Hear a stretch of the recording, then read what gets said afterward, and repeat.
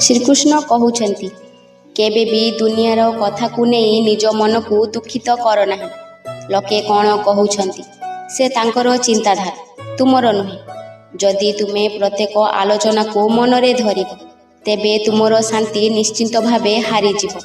ମନେ ରଖ, ଯେପରି ପଦ୍ମଫୁଲ କାଦୁଅ ମଧ୍ୟରେ ରହି ତଥାପି ସୁନ୍ଦର ଭାବେ ଖେଳେ, ସେହିପରି ତୁମେ ବି ପରିସ୍ଥିତିର ମଧ୍ୟରେ ରହି ନିଜ ଆଲୋକ ଓ ଚମକକୁ ଅତୁଟ ରଖିବାକୁ ପଡ଼ିବ। ନିଜର ଧ୍ୟାନ କେବଳ କର୍ମ ଉପରେ ରଖ।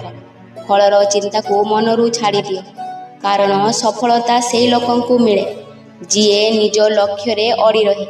ସେଥିପାଇଁ ନିଜ ମନକୁ ଶକ୍ତ କର ଏବଂ ପ୍ରତ୍ୟେକ ପରିସ୍ଥିତିରେ ହସି ଆଗକୁ ବଢ଼ିଚାଲ। ଆପଣମାନେ ମୋ ଚ୍ୟାନେଲରେ ପ୍ରତ୍ୟେକ ଦିନ କିଛି ନା କିଛି ଶିଖିବାକୁ ପାଇବେ, ତ ଫଲୋ ଆଉ ସବସ୍କ୍ରାଇବ୍ କରିବାକୁ ଜମାରୁ ଭୁଲନ୍ତୁନି। ରାଧେ ରାଧେ।